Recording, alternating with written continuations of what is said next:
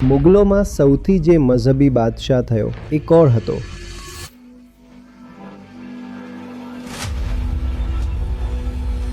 અને સૌથી દુઃખી જે મર્યો એ કોણ હતો?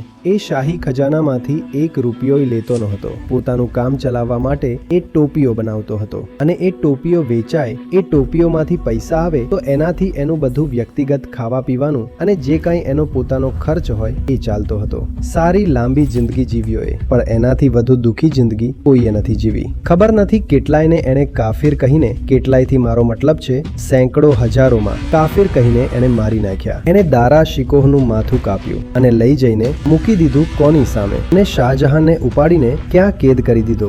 8 વર્ષ સુધી એ તત્યા રહ્યો. આ બાપ છે. અને મોત એવી થઈ રંગઝેબની કે એની સાથે જ આખી સલ્તનત જ ખતમ થઈ ગઈ. અને આ બધું કોના નામે કર્યું? ધર્મના નામે કર્યું. ખોટી દિશા જ્યારે પકડી લે છે ધર્મ, ત્યારે એવી વ્યાપક તબાહી મચાવે છે જેનો કોઈ અંત નથી હોતો.